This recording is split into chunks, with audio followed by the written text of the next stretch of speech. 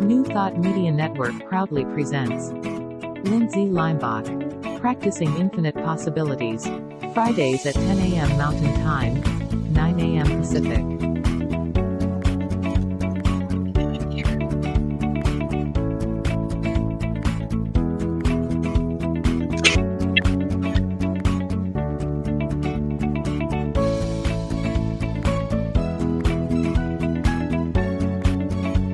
And now, here's Lindsay. Good morning, everyone. Welcome to PIP, Practicing Infinite Possibilities. Let me get my little sign up there. Here, let me get Buster up with and say hello to. Hello. So, welcome. What is practicing infinite possibilities? It's the idea and the understanding that there's infinite possibilities that you can create right now, but it takes practice. It takes practice. So today, what we're going to do is I'm going to talk about how do I actually do the practice? How do I actually create infinite possibilities for my highest and authentic self? And I really do that with the understanding of basic Buddhism, I realized. So we're going to get there. But before we get there, I want everyone to remember, what did we talk about last week? Do you remember? Last week, we talked about take a knee and drink water, right? When the police officer who got sworn in used to be in the army, he said that his philosophy, when I watched everyone get sworn in, he said, take a knee and drink water. And that was so profound to me because I was so excited that in the army, is where he learned that, and then he was carrying it off into the police force, is mindfulness. And that's what I am. I'm a mindfulness coach. And mindfulness coaching and mindfulness living is the ability to take that sacred pause. I think Shay said that. She said, that's a sacred pause to me. And that's exactly what it is. That sacred pause. Instead of having that reactionary mind, you take that sacred pause.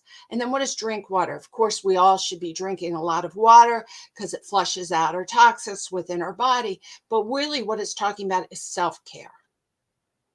Because a lot of times in a reaction, when we go into that reactionary mode, we want to solve the problems on the outside, but we have no reflection on the inside. And then the same problems happen over and over and over again. The relationships stay stagnant. They still have that angst into it, or that feeling, gosh, who here is like, has a coworker that they have difficulty with, and I just don't want to deal with that. You know what I mean? Or you have a dilemma with your children, or you have a dilemma even in your own health, and you go into denial or distract, discount, you go into all these old mechanisms, and it doesn't solve the problem. The problem is still there. So when we talk about mindful living, it's really about taking a knee, being in the present moment, stop, be in the present moment, look around with a non-judgmental mind, because we're going to drink water, we're going to do self-care. Where does this really originate from? Where does this originate from? From inside. From inside. How you react to the world is your responsibility. You can't necessarily change the world, but you can change reaction. And that's what take a knee, drink water is about. So I just love that. So that was episode 47, because I think we're on 48 now. So feel free to go back into YouTube, on mine, Lindsay Leimbach, Centeredmoment, or go back into New Thought Media Network. So, all right, if you're here, give me a hello in the comments so I know. I know that my parents are listening, but they're traveling. And I believe Shay is with us today. And I believe that Gabby on the East Coast is with us. So I'm happy to have you all, and welcome.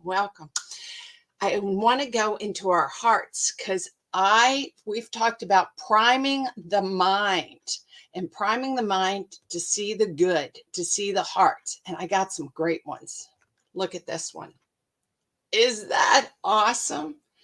Shay sent me this. She said it's just down the street from her. It's this fabulous tree. You see that beautiful heart in that tree? Wow. Wow, that is so awesome. So we want to be able to see the hearts around in our neighborhood. In our neighborhood. Trudy, hey, thanks for saying hi. I'm so glad you're here. I know she's in California, Trudy. So let me show you some more. Let's see, go back to my banners. Check this one out. This is my one my friend sent me from Fiji. Is that so beautiful? She's walking down the path, and at the resort in Fiji, they made this beautiful heart. Wow, so beautiful. And here is my friend from Stacy. She always sees them in her food. Look at that. I love that. Can you be at a meal and be grateful and see hearts in your food? Can you bring that consciousness of love instead of thinking of all the things that are wrong in this world or all the things that you should do or must do? Can you tune in and prime your mind to say, hey, I want to see pleasure. I want to see love. I want to see have gratitude, even in our meals. And oh, I realized I didn't put another one up. Next week, I have a really cool necklace that my girlfriend sent us. So I'm going to show you that of this American United States flag heart. And it was so cool. But I realized I didn't program it. I want to show you this heart. Is that pretty? You know who took that one? I did. I took that one. And you know what that red heart on the beach is? It's actually a plastic heart I got at the 99-cent store. And it's our doggy dish bowl that we carry around for the doggies to put water in. And we were at the beach and the sun was setting. And I looked at the bowl and I thought, oh, there's a heart. And then I thought, wow, I can put this and get this shadow. Isn't that gorgeous? I actually love this one so much that I made it into a wall poster. You know how you can order them? It just makes me so happy. So keep sending me the hearts. I think it's really cool to know that people all over the world that are watching the show are priming their mind to see hearts in every aspect, because what we are doing is we're allowing ourselves to say, this is important to us. Instead of seeing anger and instead of seeing, suffering, let's see love. Let's see kindness. Yes, do we have to deal with the negativity in the world? Absolutely. But can we do it from kindness? Can you meet someone else's suffering from kindness, not meeting it with suffering or denial or disgust or pity? You don't want that. You want to meet it with kindness. And we need to program our mind, be centered in, I'm going to take this day, whatever way it is, with allowing good things, with the viewing of what is the highest. And when I get triggered, to own my trigger, okay? So it's not that you don't get triggered, but to own it and then take a breath, take a knee, drink some water and shift and say, what can I learn? What can I learn from this trigger? And then what can I grow from it? That is where the power is. So my girlfriend, Laura Tapper, who she is, has a show called Women of Power. And she had me as a guest speaker. And I was on it on July 4th. And if you want to see the show, I put the link down below in here. If you scroll down on the YouTube, there's a whole bunch of information and you'll see the show. And it was an hour-long show. And Laura is a reverend and actually has her doctorate in New Thought and Science of Mind. That's me. I went to visit her in London. She lives in England. That's so cool. So that's us together just a month ago in England. She had me on her show and it's about powerful women. And she said, Lindsay, I really want to get to know you. How did you get to where you're at? And a lot of you all know that I used to be educational therapist. I was a teacher in special ed. I was a principal, and then I became the head director. Then I went in teaching mindfulness. I've been corporate. I've law firms, all these different places, JPL, real estate agents. And then I do all this coaching. She's like, how did you do that? And I thought about it. Well, I manifested, of course. And that's a lot what Science of Mind is about. And New Thought is like what you think about, you bring about, right? What you think about, you bring about. But that doesn't always work. People are like, I think about things all the time, and I don't think I'm bringing them about. Well, you have to realize what you think about. If you're thinking worry or anxiety or doubts, if all that you bring about too. The law of manifestation is always happening. Is always happening. And so you have to, that's why I'm priming your mind in hearts and good and love and prosperity and abundance and all this spiritual higher self and knowing your authentic self and hearing your God. You need to get yourself in that to bring that subconscious mind from the connection of the mind to the heart together. But we often have this chatter mind. So you say you can do that during meditation. You can do that when you're consciously thinking about it. But when you're unconsciously thinking about it, you slip into those old habits.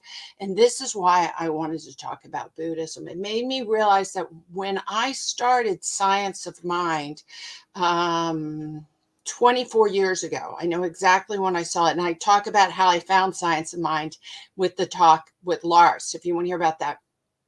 In the exact same summer, I found Buddhism, and I talk about that too in that talk. And one real quick thing about Buddhism is I was talking to my uncle on the phone. He's on the East Coast, and I was telling him what my belief system was. And I knew nothing about Science of Mind, and I knew nothing about Buddhism. I just was a spiritual being.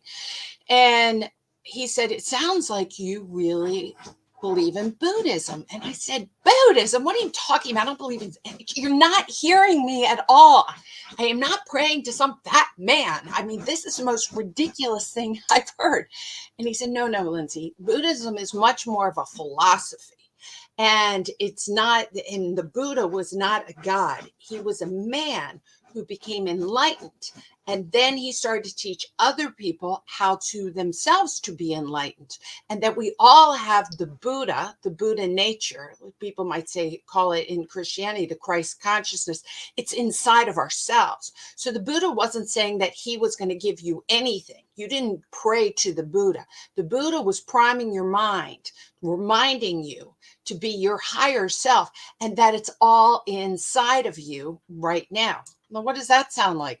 Science of Mind, New Thought, right? The Secret, all those things, right? So you mean it's all in me? And then I said to him, well, how do I find a Buddhist teacher?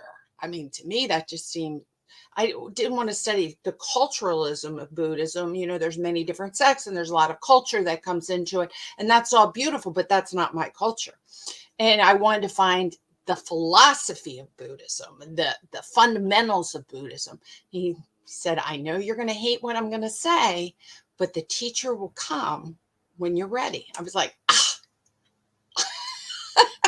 But the next day, the absolute next day, I got the newspaper. I opened it up. This is in 1999. I know that because it was the year my son was born. In the summer of 1999, opened it up, and there was an article written by Reverend Glenn Hughes, who is a Dharma teacher in Thousand Oaks. And I read it, and he said it was about Buddhism. A Dharma teacher is a Buddhist teacher. It is not a monk. It's someone who has studied and teaches Buddhism. And I was like, wow, that's it. And he had a phone number. So I called him up and I said, you don't know me, but I want to learn Buddhism, but I only can do it on Sunday afternoons at 4. And he laughed. He's like, okay, lady, who are you? And then he said, well, let me think about it. So he called me back the next day. He said, okay, the classes start Sunday afternoons at 4. And I was in.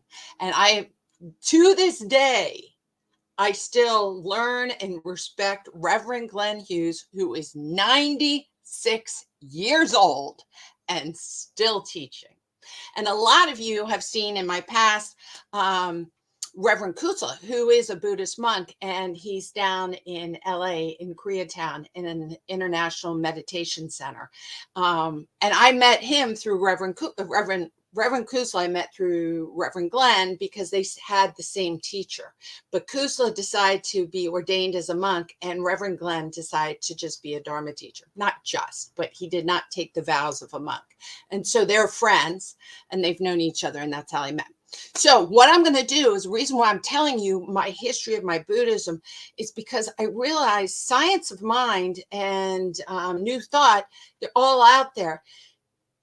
It's all true to me. It all rings really true. And I manifest it all the time. But Buddhism gives me the structure of knowing the recipe on how to live my daily life in lists. And that's what the Buddhist philosophy is, all these lists. It's lists. Well, let me tell you, lists work for me. They really work for me. So what I'm going to teach you now in the next 15 minutes is some real basic Buddhism. And I know I'm going to go pretty fast, but there's tons of books on it, and maybe we'll dive into it deeper in another PIP. But I want to give you the overview and see how this resonates so much like science of mind and new thought. So I'm going to start with the triple gem, or the three refuge. So in Buddhism, they say there's the Buddha, the Dharma, and the Sangha. The Buddha, the Dharma, and the Sangha. That is the triple gem.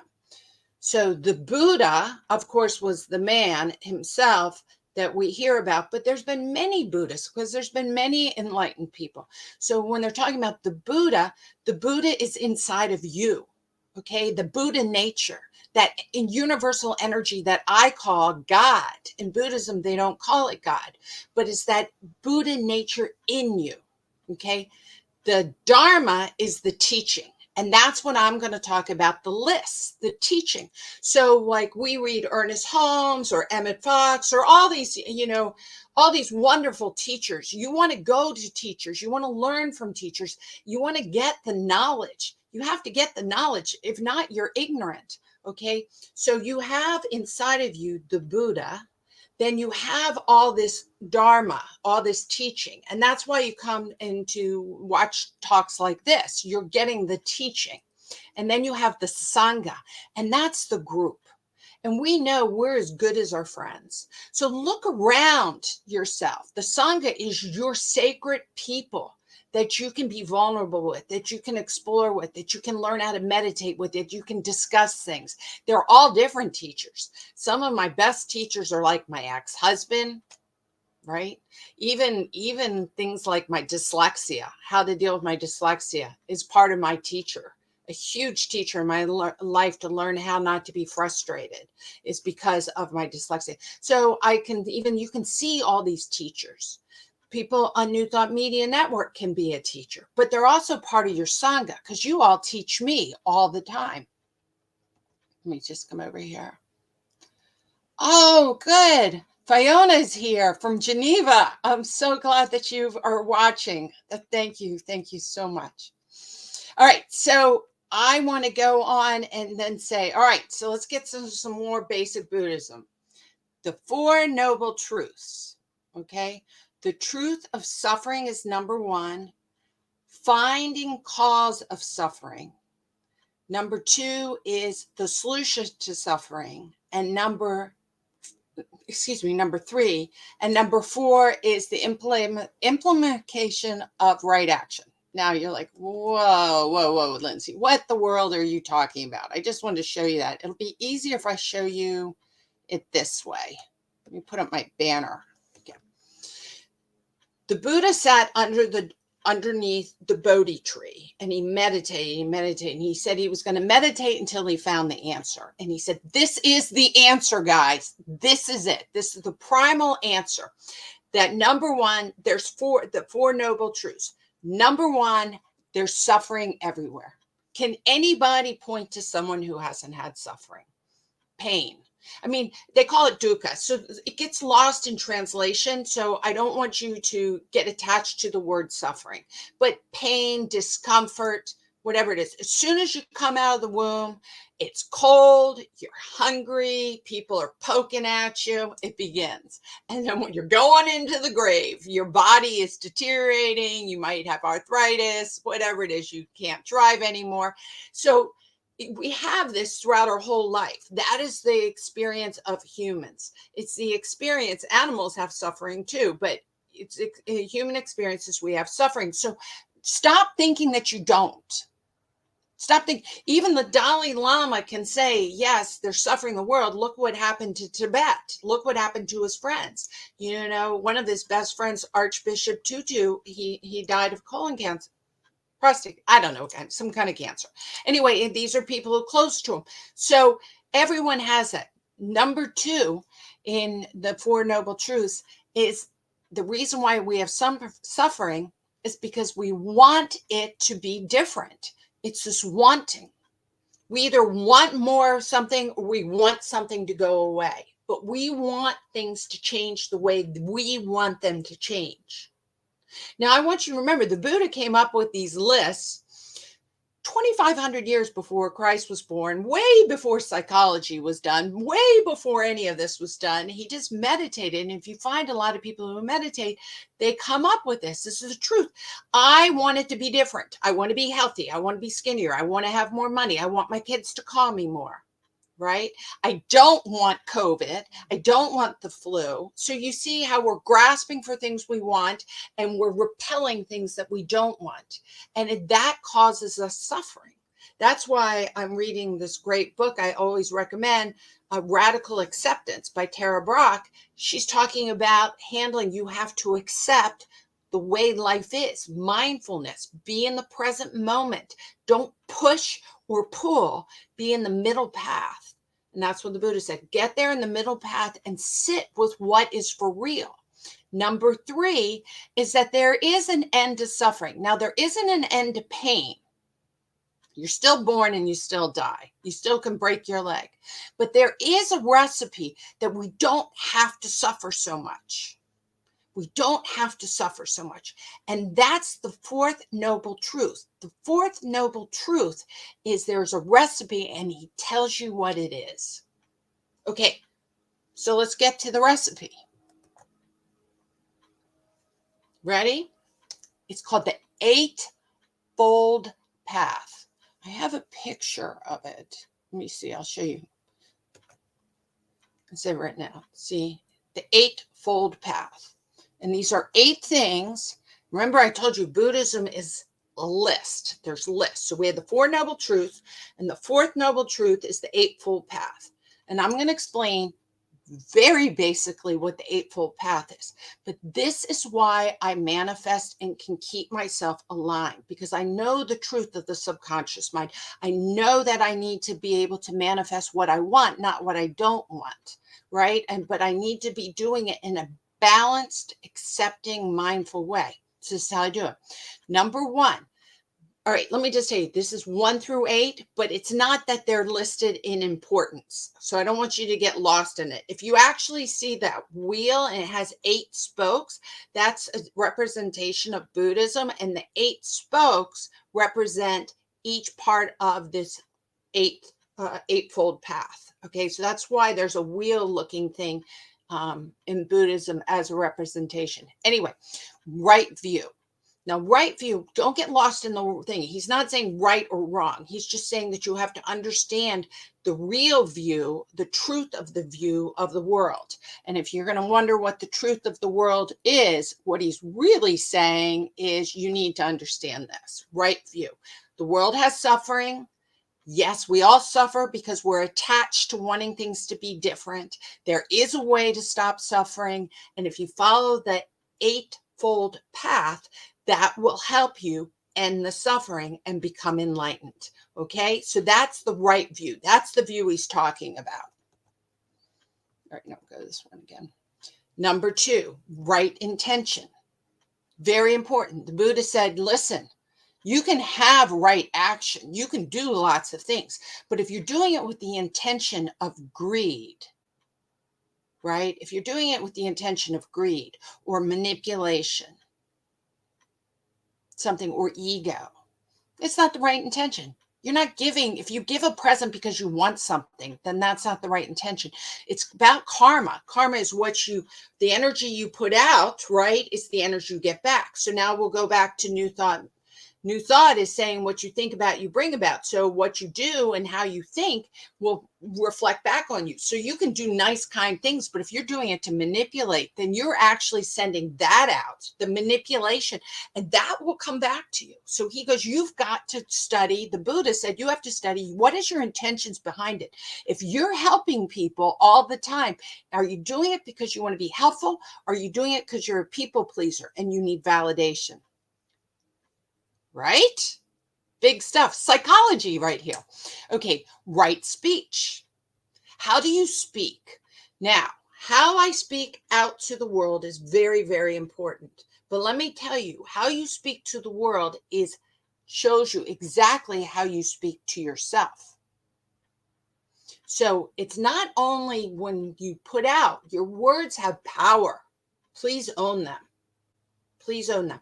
But remember, your words in your mind have the biggest power because they're your thoughts. Once again, new thought. What you think about, you bring about. So if you're speaking it, you're thinking it. Who's your best friend? Is it you? You should be your best friend. You should be your best cheerleader. It doesn't mean that you don't ever have an angry thought. But when you have the thought, you can own it. You can be in it. You can change your intention from anger to learning. And then you can accept it, right? And then you can move forward from your higher self. Okay, right action, same idea. Means that what are you doing? Are you walking the talk? Please tell me, are you walking the talk? Lots of talk out there. But that's why people say, I do affirmations all the time. And I did my vision board and nothing happened. I'm like, because it's not about the vision board and the affirmations. It's about the belief system that you actually take on every single day. And you keep working it and you keep knowing it. You know it's true. You know it. And you make actions that reflect that. You have speech that reflects that. Okay, right livelihood. Now, this is a big one because we don't really think in the United States of America, money tends to rule first, not right livelihood. So if you can make a lot of money and it's legal, people do it. And I have nothing against people who are bartenders. I think I'd be a great bartender. I really think I'd be a fabulous bartender. Fabulous, because I love people and I could talk to them and I'm friendly and all this kind of stuff. But I personally couldn't be a bartender because I wouldn't want to give people alcohol so they would become less conscious. That is my karma. That is my thinking about it. Now, if I had no other job and I need to feed my kids, maybe I wouldn't be the best bartender because I would start cutting people off. I'd be like, that's enough. That's enough. Anyway, but the drug running, singing songs about murder, things like that, I don't really think that would be considered right livelihood. But let me tell you, if you're picking up our waste or trash collectors, I love those men and women who are doing that. That's right livelihood. That's awesome. Gardeners, fabulous. Farmers, terrific. Plumbers, outstanding. Teachers, fabulous, fabulous. We need accountants and people to help us with their taxes and stuff. So just remember, what is your intention in your job? That's where you can judge if it's right livelihood. And I say judge lightly, but see, is it right livelihood? Why are you doing your job? What does it feel like? If you're doing your job to help other people and it's part of your passion, amen, brother and sister, go for it. Right? And that goes into right effort. So people say, well, I did all the work, but did you really put effort into it? Right? Are you putting your best foot forward? And so like in the 4 Agreements, that book that I love so much, it says, do your best. What he means is right efforts. Exact same one. It doesn't mean that you're doing your best compared to yesterday. If you're sick today, you do the best in the present moment you can. And that's what right effort is. the best you can do. If you're grieving, then you do the best you can do, and you can cry your eyes out. There's nothing. You can even be angry if you're in a situation, but you do it the best you can, and you check with right view, right intention, right? And you keep going and keep checking with that, and that brings you to right mindfulness, right mindfulness. So right mindfulness, be in the present moment without judgment, to be able to be the observer. He said, practice being the observer. And the last one is right concentration. And he said, you know what? You need to know how to focus. You need to know how to have intention, attention. You want to have right intention, but you want to also have attention. What are you looking at? What is your conscious? What are you feeding yourself? And how you build up right concentration, the Buddha said, was through practice of meditation. And there's many kinds of meditations. All right. So I actually just did a little bit, the two lists, the Four Noble Truths and then the path. And the reason why I told you the Eightfold Path is because I believe and know that I can handle situations. And the reason why I can handle it is because I do practice the Eightfold Path with the understanding that all these are like a checklist. When I'm off, when I feel out of balance, I'm like, well, check in with myself. Am I having right view, right intention, right speech, right action, right livelihood, right effort, right mindfulness, and right concentration? Am I doing my best I can in those areas? And if the answer is yes, then I just keep going. But if the answer is no, and I realize I need to take a knee and drink some water and get myself back into line again so I can be my very best. So I can be my very best in the present moment, because I know what I think about, I bring about.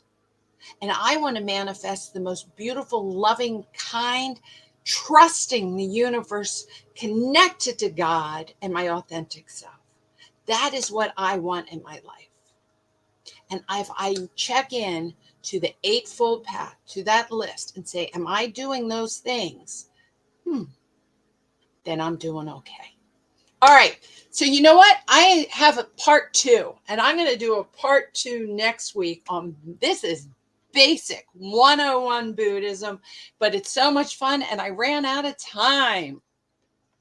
Thank you, everyone. Thank you, New Thought Media Network, for allowing me to have this opportunity. Share this, like it. I just really love doing this. It is my passion. So instead of being a bartender of alcohol, I like to be a bartender of words and love and energy. All the blessings to you all. Remember to donate to New Thought Media Network. It's a nonprofit organization that's helping us all. Remember that you can see the show I did with Laura. The link to her YouTube video recording is there. Blessings. Have a wonderful week. Until next week, God bless you, and may you all manifest peace, love, kindness, and truth.